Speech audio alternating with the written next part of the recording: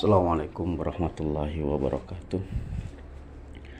Innal hamdalillah nahmaduhu wa nasta'inuhu wa nastaghfiruh wa na'udzu billahi min syururi anfusina wa min sayyiati a'malina may yahdihillahu fala mudhillalah wa may yudlilhu fala hadiyalah. Asyhadu an la ilaha illallah wahdahu la syarikalah wa asyhadu anna Muhammadan abduhu wa rasuluh. Allahumma shalli wa sallim wa barik ala Muhammad wa ala alihi wa ashabihi wa man tabi'ahum bi ihsan ila yaumil amma ba'd. Ma'asyiral muslimin rahimakumullah. Saat ini pada umumnya umat Islam memahami khilafah adalah sebagai kekuasaan atau negara, dan ada juga yang memahami bahwa khilafah adalah sebuah ideologi.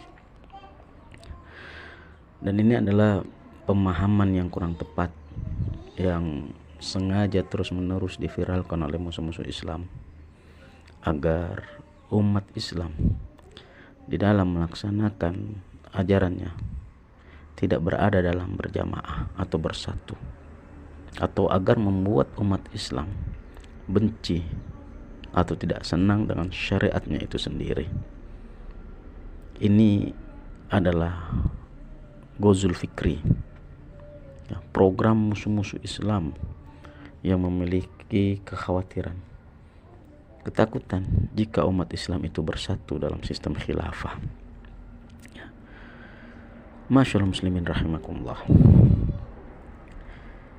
Khilafah itu adalah termasuk salah satu syariat Islam, seperti halnya salat, puasa, dan syariat-syariat yang lainnya.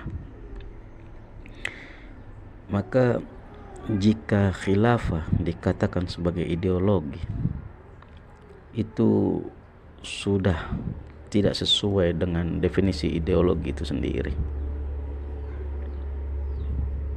Dan sedangkan definisi ideologi itu yang saya ketahui bahwa awalnya diperkenalkan oleh filosofi Prancis, jadi ideologi itu yang saya ketahui bahwa ideologi itu awalnya diperkenalkan oleh filosofi Prancis pada tahun 1796, yang memiliki arti bahwa ideologi itu inti dari semua pemikiran manusia. Dan begitu pula jika ideologi diartikan sebagai keyakinan atau akidah, maka khilafah bukanlah sebagai keyakinan atau sebagai akidah. Dan keyakinan atau akidah kita sebagai orang beriman adalah Islam. Jadi bukan akidah khilafah, bukan. Itu adalah akidah Islam. Tidak ada istilah akidah khilafah. Yang ada adalah akidah Islam. Dan khilafah itu adalah syariat sebagaimana syariat Allah yang lainnya. Dan kemudian selain khilafah itu syariat, khilafah adalah sebuah wadah berkumpulnya atau bersatunya umat Islam di dalam melaksanakan ajaran, sehingga ajaran Islam dapat terlaksana secara kafah atau sempurna di muka bumi ini secara sistematis dan terpimpin. Dan kata khilafah, ma'asyiral muslimin rahimakumullah, dan kata khilafah itu sendiri tercantum dalam Al-Quran, walaupun dalam kehidupan kita ini ada yang mengatakan bahwa khilafah tidak ada dalam Al-Quran. Ini kita maklumi, dan juga perlu kita senyumin saja atas ketidakpahamannya atau atas ketidakketahuannya. Masyaallah muslimin rahimakumullah. Definisi khilafah itu sendiri adalah preposisi dari kata khalifah yang memiliki akar kata yang sama, yaitu khulafa, yakhlufu, khulfan, khilafatan. Dan yang uniknya, satu kata dalam bahasa Arab bisa memiliki arti lebih dari satu. Ya. Sebagaimana kata khalafa yakhlufu ini bisa diartikan belakang. Ya, contoh, orang Arab kalau nanya dia, siapa orang yang ada di belakang? Ya, man khalfaka. Nah, menggunakan kata man khalfaka. Siapa yang ada di belakang? Nah, maka di sini diartikan sebagai belakang. Dan juga bisa diartikan sebagai pengganti. Ya. Atau pemimpin, atau wakil, atau penguasa. Ya. Di dalam Al-Quran Allah sebut kata khalaif dan khulafa. Ya. Kata khalaif dan khulafa ini adalah kata jamak dari kata khalifah. Ya. Kata jamak dari kata khalifah. Sebagaimana yang Allah sebutkan dalam Quran surat Fatir ayat 39. Wa huwal ladzi ja'alakum khalaifa fil ard. Ya. Dan juga di dalam Quran surat An-Naml ayat 62, ya, Allah Subhanahu wa taala berfirman, wa yaj'alukum khulafa al-ard. Nah. Dan ada juga di dalam ayat Allah yang lainnya, ya. Banyak yang Allah sebutkan kata khalaif dalam ayat Allah itu, dan juga dalam ayat Allah yang lainnya juga Allah sebutkan kata khalifah ini atau khilafah ini dalam bentuk kata kerja. Sebagaimana dalam surat 7 ayat 129. Ya. Di dalam surat Al-A'raf ayat 129 Allah Subhanahu wa taala berfirman, A'udzubillahi minasyaitonir rajim. Bismillahirrahmanirrahim. Asa rabbukum ayyuhlika aduwakum wa yastakhlifakum fil ard. Ya. Fayanzuru kaifa ta'malun. Ya. Shadaqallahul azim. Allahumma arhamna bil Qur'an. Ya. Di dalam ayat-ayat ini kata khalaif atau khulafa atau yastakhlif, ya, yang berbentuk kata kerja itu tadi, ya, makna dalam kata ini, ya, sebagai pengganti, ya, sebagai pengganti. Sebagaimana yang disebutkan oleh Ibnu Katsir dalam tafsirnya, yakhlufu qauman lil akharina qablahum wajilun lijailin qablahum. Nah, jadi untuk pengganti kaum, ya, pengganti generasi ke generasi yang lain. Nah,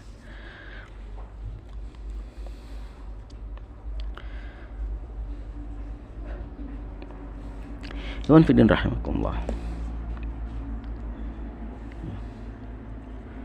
Berbeda dengan kata khalifah yang ada dalam Quran surat Al-Baqarah ayat 30 dan juga dalam surat Shad ayat 26. Dalam surat Al-Baqarah ayat 30 Allah Subhanahu wa taala berfirman, A'udzubillahi minasyaitonir rajim. Wa id qala rabbuka lil malaikati inni ja'ilun fil ardi khalifah. Dan sedangkan dalam Quran surat Shad ayat 26, ya Daud inna ja'alnaka khalifatan. Ya. Kata khalifah di dalam ayat ini memiliki arti sebagai wakil Allah, khalifatullah fil ardh, sebagai wakil Allah di muka bumi. Nah, maka dengan demikian dari beberapa ayat ini, ya, kata khilafah atau khalifah dalam Al-Quran secara mantuk atau eksplisit tidak hanya saja diartikan sebagai kekuasaan. Ya. Dalam Quran surat 2 ayat 30, surat Al-Baqarah 30 ini adalah sumber dalil yang memerintahkan untuk berkhilafah, dan juga sebagai sumber dalil yang menjelaskan tujuan dan fungsi dari penciptaan manusia.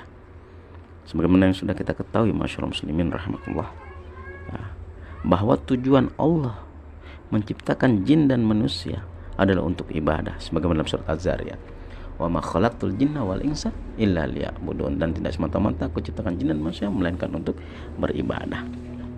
Nah, dan sedangkan dalam Quran surat Al-Baqarah 30 ini menjelaskan fungsi sebagai manusia, yaitu adalah sebagai khalifatullah fil ardh, sebagai khalifah, sebagai wakil Allah di muka bumi. Maka dalam hal ini, jika kita perhatikan dari dua ayat ini, surat Az-Zariyat dan surat Al-Baqarah ini memiliki korelasi, ya, atau adanya korelasi antara ibadah dengan khalifah atau khalifahan. Ya. Apa korelasinya? Yaitu bahwa tujuan berkhilafah adalah untuk ibadah, bukan untuk yang lainnya. Wan fidin rahimakumullah. Ya. Kemudian siapakah Khalifatullah fil ard yang dimaksud dalam Quran surat 2 ayat 30? Ya. Kalau dalam surat Shad ayat 26 yang dimaksud jelas, tidak ada perbedaan, yaitu adalah Daud. Nah, dalam surat Al-Baqarah ini siapa? Yaitu adalah manusia. Dan manusia pertama yang diciptakan Allah adalah Adam alaihissalam.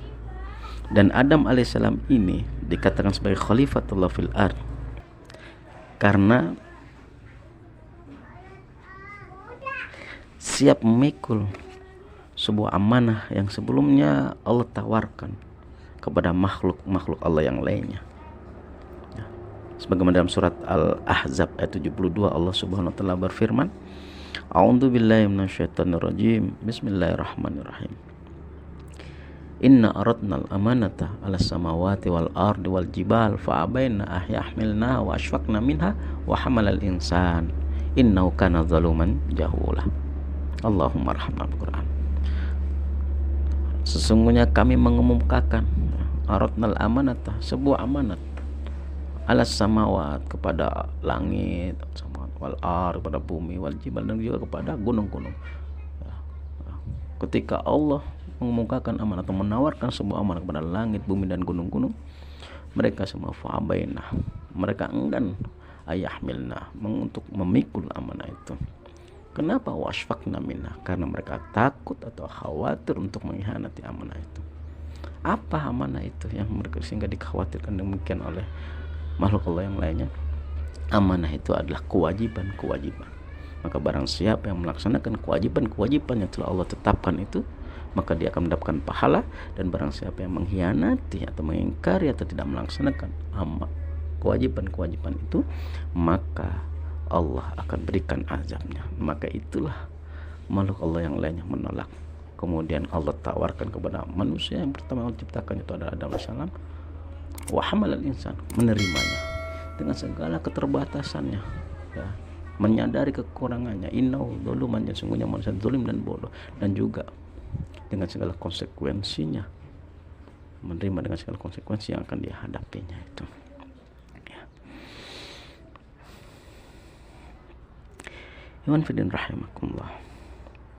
Maka itulah Adam alaihissalam dikatakan sebagai Khalifatullah fil ard, wakil Allah di muka bumi, yang telah siap menerima amanah yang ditawarkan oleh Allah Subhanahu wa taala dengan segala konsekuensinya dan keterbatasannya sebagai manusia, yaitu apa? Zalim dan bodoh.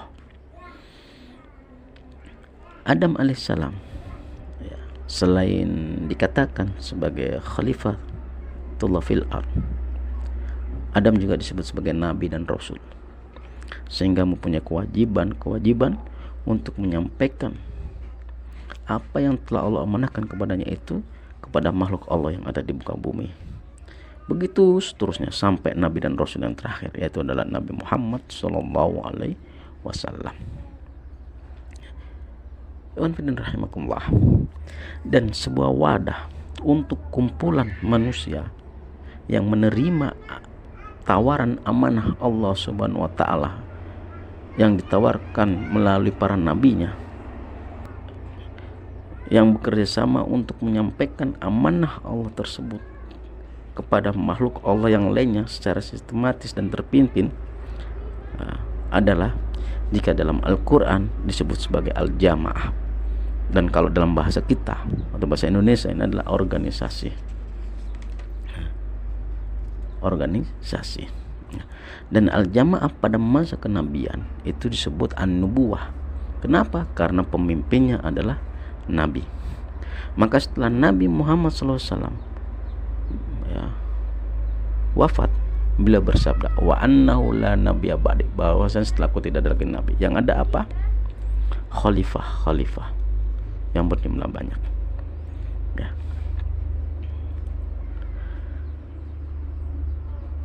Dan sebagaimana yang sudah kita pahami bersama, bahwa khalifah pertama dari manusia biasa, bukan nabi-nabi, setelah wafatnya Rasulullah SAW, itu adalah Abu Bakar sebagai khalifatul Rasulullah, ya, yaitu wakil utusan Allah untuk melanjutkan penyampaikan amanah Allah kepada makhluk Allah di muka bumi ini sampai yaumil kiamah, ya. Dan wadah untuk kumpulan manusia yang menerima amanah tersebut dan bekerja sama untuk menyampaikan amanah itu secara sistematis dan terpimpin disebut khilafah, karena pemimpinnya adalah khalifah, ya. Di dalam mewujudkan kekhalifahan di muka bumi ini, Allah Subhanahu wa ta'ala sudah menerangkan kepada kita, ya, sebagaimana dalam Al-Quran, Quran surat 2 ayat 30, dan juga dalam Quran surat Shad ayat 26, ya, yang dimana dua ayat ini penting untuk kita bahas dan juga penting untuk kita ketahui. Kenapa? Agar di dalam mewujudkan kekhalifahan di muka bumi ini itu sesuai dengan tuntunan, bukan ro'yu, ya. Mewujudkan kekhalifahan di muka bumi ini yang sudah lama hancur, yaitu tahun, sebagaimana yang sudah kita ketahui bersama, yaitu tahun 1924. Nah, bagaimana caranya untuk mewujudkan kekhalifahan di muka bumi ini sesuai dengan tuntunan, yaitu bukan ro'yu, ya. Dalam Quran surat Al-Baqarah 30, mewujudkan kekhalifahan yaitu dengan pengangkatan, ya, dengan pengangkatan Adam alaihissalam sebagai khalifah, ya, dijelaskan oleh Allah SWT dalam bentuk mufrad, atau tunggal. Ini sesungguhnya aku, dan dengan kata jailun yang berarti akan mengangkat, ya. Sedangkan pengangkatan Daud alaihissalam dalam Quran surat Shad ayat 26 dijelaskan dengan menggunakan kata inna, sesungguhnya kami, dan dengan bentuk kata kerja masa lampau atau past tense, ja'alnaka, yaitu kami telah menjadikan kamu. Maka dengan demikian, ikhwan fillah rahimakumullah, jika kita dapat menerima kaidah yang menyatakan bahwa penggunaan bentuk plural atau jamak untuk menunjuk kepada Allah mengandung makna keterlibatan pihak lain bersama Allah dalam pekerjaan yang ditunjuknya itu, maka ini berarti bahwa dalam pengangkatan Daud alaihissalam sebagai khalifah terdapat keterlibatan pihak lain selain Allah, ya. Ya, ini siapa? Yaitulah masyarakat atau pengikut-pengikutnya pada waktu itu, ya, sebagaimana yang Allah sebutkan dalam Al-Quran, proses sebelum terjadinya Daud alaihissalam menjadi seorang khalifah. Ketika Daud alaihissalam, ya, sebelum menjadi nabi, itu berada di dalam barisan pasukan Tolut di dalam memerangi Jalut. Dengan seizin Allah, dalam surat Al-Baqarah ayat 251, dalam surat Al-Baqarah itu Daud bisa membunuh Jalut dengan seizin Allah. Wa qatala Daud Jalut. Nah, setelah Daud berhasil membunuh Jalut dengan seizin Allah, wa atahullahu mulka, kemudian Allah memberikan mulk kepada Daud setelah wafatnya Talut, ya. Masyarakat setuju, umatnya pada waktu setuju untuk menggantikan yang pantas untuk mengganti Talut adalah Daud. Maka Daud dipilih oleh umatnya pada waktu itu.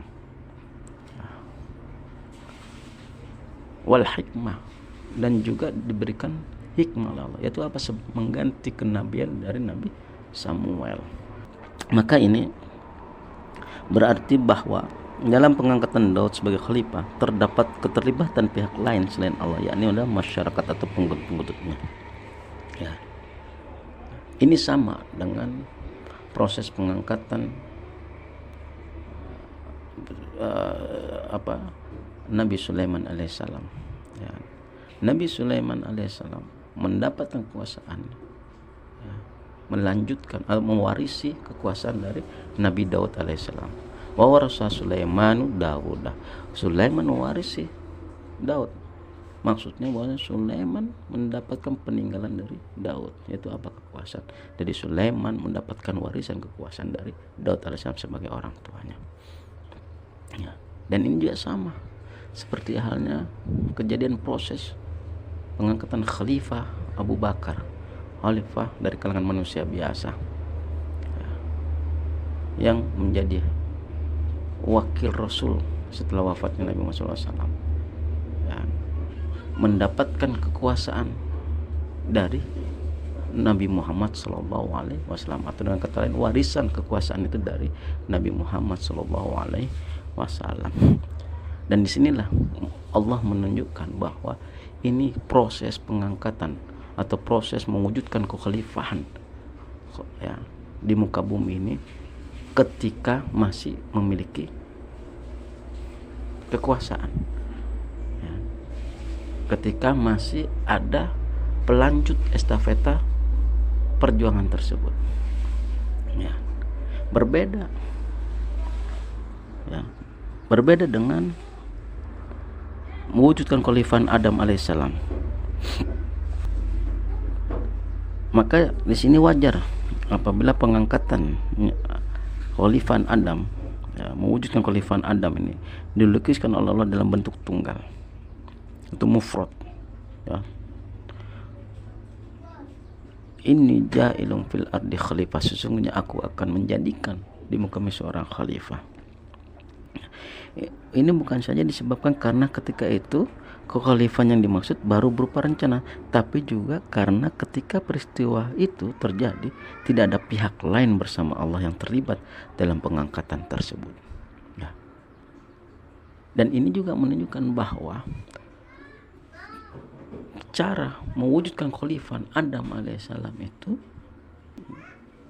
ini menjelaskan tentang mewujudkan khalifahnya berbeda dengan Nabi Daud alaihissalam, berbeda dengan Nabi Sulaiman, berbeda dengan khalifah Abu Bakar. Daud, Sulaiman sama Abu Bakar, Nabi Daud, Nabi Sulaiman sama khalifah Abu Bakar tuh karena melanjutkan khalifahnya, melanjutkan perjuangannya dari Nabi Sulaiman dari Nabi Daud, ya kan? Nabi Daud dari Talut, Abu Bakar dari Nabi Muhammad SAW. Sedangkan Adam tidak ada sama sekali. Dari mewujudkan atau memulai mewujudkan khalifah dari yang tidak ada, itu dengan cara menggunakan Allah menunjuk seorang pembawa risalahnya terlebih dahulu. Maka disinilah kita melihat bahwa bagaimana cara kita mewujudkan kembali kekhalifahan Islam yang dimana sudah lama ini hancur, yang sudah lama tidak ada kekhalifahan ini, ya. Kalau kita mengikuti metode bagaimana mewujudkan khalifah Adam, Daud, Nabi Daud alaihissalam, Nabi Sulaiman atau Abu Bakar, maka tidak akan bisa, ya. Karena apa? Karena Nabi Daud, Nabi Sulaiman dan Abu Bakar itu melanjutkan khalifah yang sudah ada. Berbeda dengan Nabi Adam alaihissalam yang memulai mewujudkan khalifah dari nol. Nah, maka disinilah kita di Khilafatul Muslimin ini, ya, di dalam mewujudkan khalifah dalam sudah lama itu memulai dari seorang pembawa risalah itu, pembawa amanah itu, ya, yang sebenarnya juga menyadari akan kekurangan-kekurangan yang dimiliki, tapi karena banyak umat yang tidak mau, ya, yang merasa ilmunya banyak dan sebagainya, tapi tidak mau mewujudkan khalifah itu, ya, maka disinilah dengan segala keterbatasannya, dengan segala kekurangannya, ya, memberanikan diri untuk mewujudkan kembali khalifah dari mulai pribadinya itu. Wan fidin rahimakumullah. Mudah-mudahan ya, dengan demikian umat bisa paham bagaimana harus mewujudkan kekhalifahan yang dimulai dari nol, bukan melanjutkan tapi dimulai dari nol ini, sehingga kekhalifahan yang diharapkan ini semua ya, agar syarat Islam bisa terlaksana secara kafah di muka bumi ini dalam sistem kekhalifahan, maka itu bisa, mudah-mudahan bisa tercapai. Wallahu a'lam bishawab. Demikian lebih kurang dapat kami sampaikan. Wassalamualaikum warahmatullahi wabarakatuh.